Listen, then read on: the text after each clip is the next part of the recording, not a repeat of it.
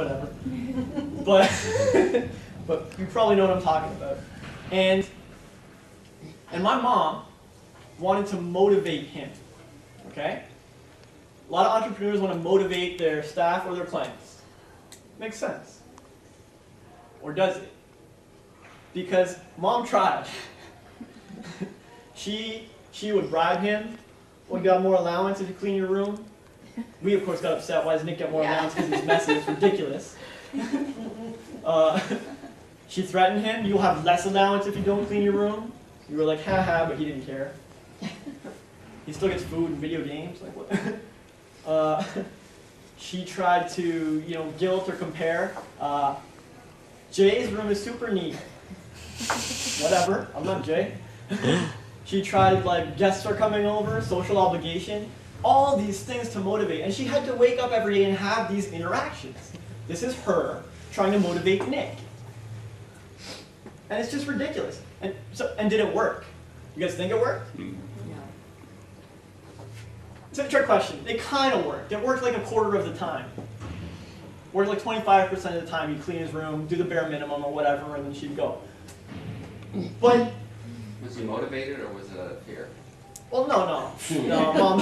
Yeah, nice. Now, Yes. motivated means somebody got excited about doing it. No, He probably that's dragged his inspired. butt doing it. This is exactly what I'm getting to.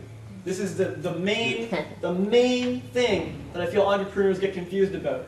And it's not to call you out or anything, but this is just it's a language thing, a semantics thing, but I feel like it's important. Which is you don't want to motivate people. Mom didn't want to motivate Nick. That was the last thing in the world she wanted to do. She didn't get up and think, yeah, I want to spend my day motivating this human being. She wanted to inspire him. An inspired contributor is what she wanted. Someone who would contribute to the household and make it nice and care about his shit. Inspired. And so motivation works like a quarter of the time, gets the bare minimum, and eventually is unsustainable. It's automatically unsustainable because one human being cannot be responsible for continually motivating other human beings. It's not right. You'll burn out. You see people do it in relationships. I've done it in relationships. I'm trying to motivate my girl to get her stuff off the ground. Let me see you succeed, whatever. But I'm positive, I'm uplifting, but I can't do that for effort. It has to come from inside. My managers, way back when I was working retail, it's like, oh, let's motivate the staff and get some stuff on the shelves. And, come on, it's retail, dude. What do you expect? But I had one boss, and he was able to inspire his team. Even though we were getting paid peanuts or whatever, he knew how to inspire people. Or he hired people who were already inspired when they came on board. Like, I really want to do well at this job. So, as entrepreneurs, if I said to you guys, hey, do you want to engage in an activity that's completely unsustainable as an automatic downward spiral? You'd say, hell no. You want something you can build and that's scalable and that generates more. Well, motivation is the downward spiral. Inspiration is the generate more. And here comes sort of it's simple, but easier said than done sometimes. Which is, if you're surrounded by a bunch of people you have to motivate, changes need to be made. Okay? This means your friends, family, staff, clients. You'll have to fire clients. If you haven't fired clients ruthlessly, you probably aren't the level of entrepreneur that you think you are. Because every successful entrepreneur has fired clients. If you can find me one that hasn't, I will bow down. So I don't know where you guys are at, but that's going to be involved. Staff. You give people chances. You really want to work with them. You're my partner. You've been through this since the beginning, whatever. But chances and chances, you can't be motivating or waiting all the time as an entrepreneur. Your time is precious. Your energy is precious. Are you going to life coach your business partner the whole way through, or is he going to be your partner? You know what I mean? You need someone who's inspired. And I'm going to give you guys an exercise to help you do this, okay? And I know it's a bit scary, but just like get comfortable with it. I know you guys are on the path to success, and the path to success to a man or woman, everyone has done this. You gotta get clear on it. So, does anyone want to come up? Some one-on-one coaching will take you through on how to find your inspired team. Nikki? I will, yeah. Yeah? I bet. I just didn't even know else they're want scared of to. the hot seat, man. Didn't you have fun? I was right. All right. This is I fun. appreciate it. Thank you. Okay. All right. All right. Great attitude. You guys ready?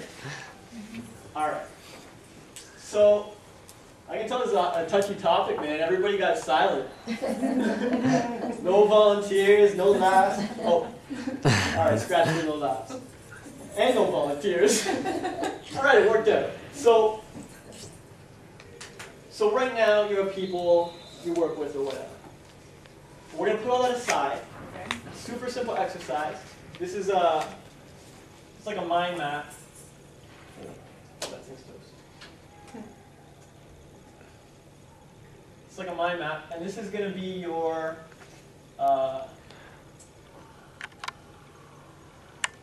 preference. Okay?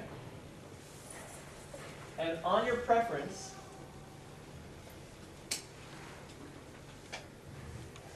you're going to have, that was too small, but whatever, skills and qualities.